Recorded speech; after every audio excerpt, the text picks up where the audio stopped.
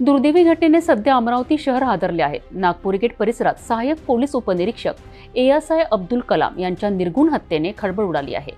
या प्रकरणातील काही धक्कादायक तपशील आता समोर येत आहेत। 28 जून रोजी ASI अब्दुल कलाम यांची हत्या करण्यात आली होती। या प्रकरणी 3 आरोपी निष्पन्न झाले होते, ज्यापैकी दोघांना सुरुवातीला 8 दिवसांची पोलीस कोठडी मिळाली होती।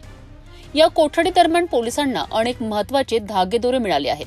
मिळालेल्या माहितीनुसार मृत अब्दुल कलाम यांचे बंधू सलाम आणि आरोपींमध्ये पैशांवरनं अनेक दिवसांपासून वाद सुरू होता। या संदर्भात नागपुरी गेट आणि गाडगेनगर पोलीस ठाण्यांमध्ये तक्रारही दाखल होत्या। आरोपींच्या म्हणण्यानुसार अब्दुल कलाम यांनी त्यांच्यावर कारवाई करण्याची धमकी दिल्यानंतर आरोपींनी हत्येचा कट रचला। यातील आरोपी आवेश खान युसुफ खान याच्याजवळील शस्त्राचा वापर करून तसेच आधी अपघात घडवून आणि नंतर धारदार शस्त्राने वार करून ही हत्या करण्यात आल्याची माहिती आरोपींच्या PCR दरम्यान पोलिसांना मिळाली आहे। या प्रकरणात आता एका विधी संघर्ष बालकालाही ताब्यात घेण्यात आले आहे। या बालकाने आरोपींना पळून जाण्यास मदत केल्याचे पोलिसांचे म्हणणे आहेत। यापूर्वी अटक झालेल्या 2 आरोपींना 8 जुलैपर्यंत पोलीस कोठडी मिळाली होती। 8 जुलै रोजी त्यांना न्यायालयात हजर करण्यात आले असता गाडगेनगर पोलिसांनी पुन्हा 3 दिवसांच्या पोलीस कोठडीची मागणी केली होती।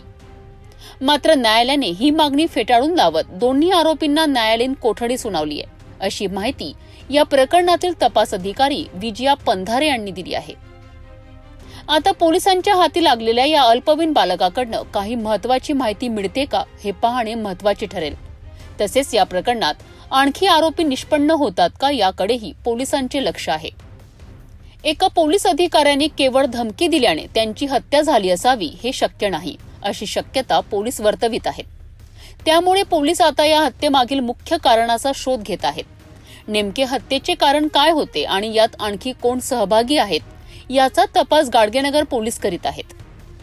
या प्रकरणाची पुढील माहिती आणि पोलिसांच्या तपासातील नवीन घडामोडी आपण जाणून घेणार आहोत। अल्पवयीन आरोपींकडून मिळणारी माहिती आणि या हत्येचे मुख्य कारण शोधणे हे पोलिसांसमोरील मोठे आव्हान आहे।